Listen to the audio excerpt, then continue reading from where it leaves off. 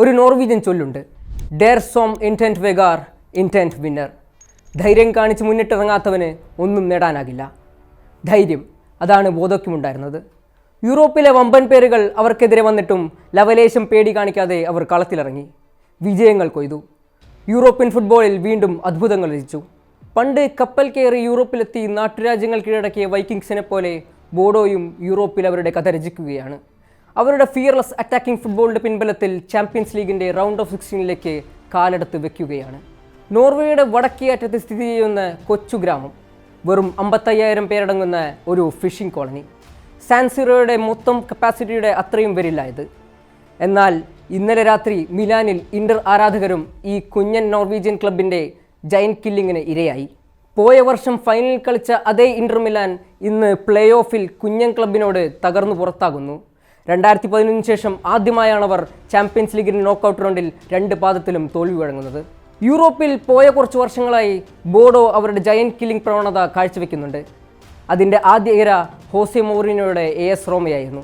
2021 6-1 എന്ന വമ്പൻ അഗ്രഗേറ്റ് സ്കോറിലായിരുന്നു ആ ജയം. പിന്നീട് അങ്ങോട്ട് പലരും അവരുടെ വൈക്കിംഗ് സ്പിരിറ്റിന് മുന്നിൽ വീണു. പോർട്ടോ, അയാക്സ്, ട്വൻറ്റെ, ബെസിക്ടാസ്, ലാറ്റ്സിയോ, അങ്ങനെ പല വമ്പൻ പേരുകളും. പക്ഷേ അതെല്ലാം യൂറോപ്പ ലീഗിലും കോൺഫറൻസ് ലീഗിലുമായിരുന്നു. ഇത് ചാമ്പ്യൻസ് ലീഗാണ്, യൂറോപ്പിലെ പ്രീമിയർ കോമ്പറ്റീഷൻ. UCL റോയിൽ ലീഗ് ഫേസ് ചിത്രം തെളിഞ്ഞപ്പോൾ ഇത്രയും ദൂരം അവരെത്തുമെന്ന് ആരും കരുതിയതല്ല. Tottenham, Monaco, Manchester City, Atletico Madrid, Dortmund, Juventus, Galatasaray, സാവേ പ്രാഗ് എന്നീ ടീമുകളായിരുന്നു അവർക്ക് മുന്നിലുണ്ടായിരുന്നത്. ചാമ്പ്യൻസ് ലീഗിൽ അരങ്ങേറ്റം കുറിക്കുന്ന ഒരു ക്ലബിന് ലഭിക്കാൻ കഴിയുന്നത് വെച്ച് ഏറ്റവും കടുപ്പമേറിയ ഫിക്സ്ചർ. പക്ഷേ അവരതിനെ ഭയപ്പെടാതെ കണ്ടു. ആദ്യ 2 മത്സരങ്ങളിൽ സ്ലാവിയ പ്രാഗിനോടും ടോട്ടനമിനോടും സമനില വഴങ്ങി. പക്ഷേ പിന്നീടുള്ള 3 തോൽവികൾ അവരെ പുറത്തേക്കുള്ള വാതിലിൻ്റെ വക്കിലെത്തിച്ചു. പക്ഷേ ഡിസംബറിൽ ഡോട്ട്മുണ്ടിൽ നേടിയ സമനില അവർക്കൊരു സ്പാർക്ക് നൽകി, ഒരു ഊർജം. അന്ന് വരെയില്ലാത്ത ഊർജവുമായി അവർ ഇറങ്ങിയത് പെപ് ഗോർഡിയോളയുടെ മാഞ്ചസ്റ്റർ സിറ്റിക്കെതിരെയാണ്. ഈ വിന്നിനായി കടൽ കടന്നെത്തിയ ഹാളണ്ടിനും കൂട്ടർക്കും ബോഡോയിൽ കടുത്ത തോൽവിയാണ് നേരിട്ടത്.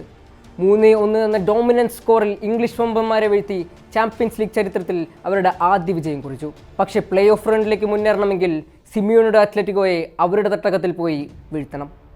ഭൂരിഭാഗം നോർവീജിയൻ താരങ്ങളുമായി ഇറങ്ങിയ ബോഡോയ്ക്ക് ഒരൊറ്റ ലക്ഷ്യം മാത്രമേ ഉണ്ടായിരുന്നുള്ളൂ, അത്ലറ്റിക്കോയുടെ കോട്ട പൊളിച്ച് ജയിക്കുക.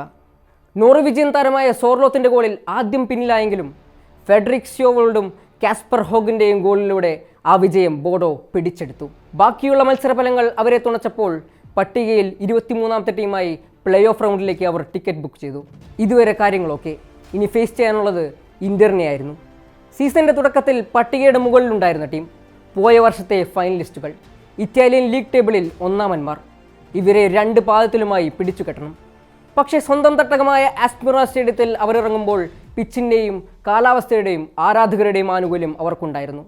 സുന്ദരമായ കൗണ്ടർ അറ്റാക്കിംഗ് ഫുട്ബോളിൻ്റെ ബലത്തിൽ ഇറ്റാലിയൻ വമ്പന്മാരെ 3-1 അവർ തറപ്പറ്റിച്ചു. പിന്നാലെ വന്ന 2ാം പാദ മത്സരത്തിൽ സാൻസിറോയിൽ പോയി അവരുടെ ടീമിനെ പിടിച്ചു കെട്ടണം. എന്നാലേ റൗണ്ട് ഓഫ് 16 കടക്കാൻ കഴിയൂ. ഇന്റർ ആരായിരുന്നോ എവിടെയാണോ കളിക്കുന്നതെന്നൊന്നും ഒരു വിഷയമേ ആയിരുന്നില്ല. ഷെറ്റിൽ ക്നട്സിനും പിള്ളേർക്കും ഒരേ ഒരു ഉദ്ദേശം മാത്രമേ ഉണ്ടായിരുന്നുള്ളൂ, കൗണ്ടർ അറ്റാക്ക് നടത്തുക, ഗോൾ നേടുക. ഗോൾ രഹിതമായ ആദ്യ പകുതിക്ക് ശേഷം 2ാം പകുതിയിൽ ആ ഗോൾ വന്നു. ഇന്റർ ഡിഫൻഡർ അക്കാഞ്ചിയുടെ പിഴവ് മുതലെടുത്ത് ജെൻസ് പീറ്റർ ഹൗഗയിലൂടെ ബോഡോ മുന്നിലെത്തി. സ്കോർ 1-0. ഒരു ഗോൾ പിന്നിലായ ഇന്റർ കൂടുതൽ ആക്രമണങ്ങൾ അഴിച്ചുവിട്ടു.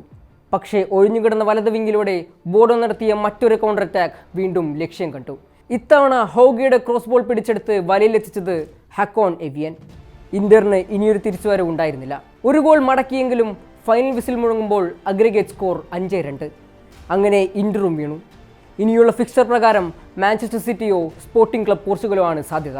ഫിക്സ്ചർ ഏതായാലും എതിരാളി ആരായാലും കളിക്കുന്നത് എവിടെയായാലും ബോഡോയ്ക്ക് അതൊരു പ്രശ്നമല്ല. നോ റിസ്ക് നോ റിവാർഡ് എന്ന ഒറ്റ മെൻറ്റാലിറ്റിയുമായി അവർ കളത്തിലിറങ്ങും, അതേത് കൊമ്പനായാലും. തണുപ്പ് കൊണ്ട് ബോഡോയിൽ ജീവിതം നിലയ്ക്കുന്ന സമയമാണിത്. ഫിഷിംഗ് ഇല്ല, ജീവിക്കാൻ മാർഗങ്ങളില്ല, ഫുട്ബോളില്ല. പക്ഷേ അവിടെ നിന്നൊരു മഞ്ഞ വെളിച്ചം യൂറോപ്പിലൊട്ടാകെ പ്രകാശം പരത്തുകയാണ്. നവംബറിന് ശേഷം നോർവീജിയൻ ലീഗ് ഫുട്ബോൾ ഉണ്ടായിട്ടില്ല. അവരുടെ സീസൺ തുടങ്ങാൻ ഇനിയും സമയമുണ്ട്. കോമ്പറ്റീറ്റീവ് ഫുട്ബോൾ കളിക്കാതെ ഗോഡിയോളയുടെയും സിമിയോണയുടെയും ടീമുകളെ അവർ നിർഭയം സുന്ദരമായ ഫുട്ബോളുമായി നേരിട്ടു. ഫിയർലെസ് ഫുട്ബോൾ, ബ്യൂട്ടിഫുൾ ഗോൾസ്, ഒപ്പം ഒരിക്കലും അടിയറവ് പറയില്ല എന്നുറപ്പിച്ച ദ വൈക്കിംഗ് സ്പിരിറ്റ്. അതാണ് ബോഡോ ക്ലിംറ്റ്. ഒരു കാര്യം ഉറപ്പാണ്, അടുത്ത റൗണ്ടുകളിൽ ഇനി എന്തു തന്നെ സംഭവിച്ചാലും, വലിയ തോൽവികൾ വരെ നേരിട്ടാലും, പ്രസിദ്ധമായ വൈക്കിംഗ് ഹീറോസിൻ്റെ കഥകൾ പാടി നടക്കുന്നത് പോലെ ഷെറ്റിൽ ക്നൂട്സിൻ്റെയും ഈ ബോഡോ സംഘത്തിൻ്റെയും കഥകൾ ഇനിയുള്ള കാലമത്രയും ആളുകൾ പാടി നടക്കും.